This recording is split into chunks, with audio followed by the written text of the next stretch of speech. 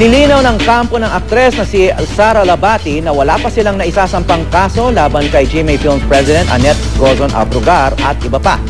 Si Attorney Gozon Abrugar naman hindi na raw bukas sa pakikipag-ayos kay Labati. May news to go si Leia Alves. Kababalik pa lang sa Pilipinas ni Sara Labati noong isang linggo pero muli rin siyang umalis ng bansa. So she's out of the country now. Saan po siya pumunta?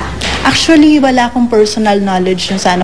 Sa panayam sa kanya noong Lunes, tumanggi si Sarang sabihin kung saan siya pupunta, basta't hindi raw siya babalik sa Switzerland. Pero bago umalis, pinanumpaan daw ni Sara ang kanyang affidavit para sa pagkasampa ng kasong libel laban kay GMA Films President Attorney Annette Gozon Abrugar. Gayon din kay Philippine Daily Inquirer reporter Marinel Cruz para sa lumabas na artikulo sa pahayagan noong July 8, 2013. Pinalabas daw kasi na siya ay irresponsableng internet user.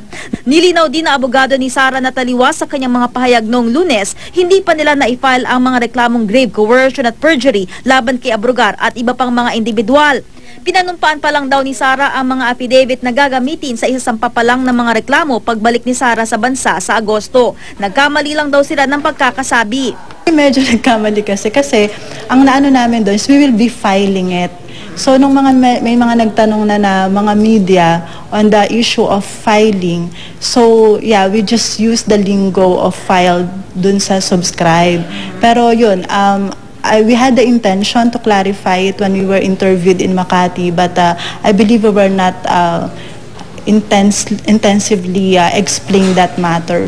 Sa panayam kay Sara nitong Lunes, sinabi ni Sara na bukas siya sa pakikipag-ayos sa GMA Executive. Pero si Abrugar hindi na raw bukas gaya noon sa pakikipag-ayos sa GMA Talent. With what I've been seeing, I think kaya ni Sara yung sarili niya and matapang na matapang siya. So I think she can face all the consequences of her action. I'm not open to settlement. Mainam daw na handa si Sara na harapin ang mga kaso niya dito sa Pilipinas. At kung isasampa man daw ni Sara ang mga reklamo nito laban sa kanya, tinitingnan ito ng GMA Executive na isa pang paraan para lumabas ang katotohanan. I was happy talaga kasi finally, di ba, babalik siya to face the charges. So kahit na ang tagal-tagal niyang wala, uuwi rin lang naman pala siya, which made me happy. So yun. And okay yun for me because I really want the truth to come out. Yun naman yung purpose ko in filing my case. So if she also files against me, gusto ko rin yun because the truth will even come out more, diba? So happy ako with the turn of events. Wala pa raw nakukuhang kopya ng libel complaint ang reporter ng Philippine Daily Inquirer na si Marinel Cruz, kaya hindi pa raw siya makapagbibigay ng pahayag. Leia Alves, GMA News.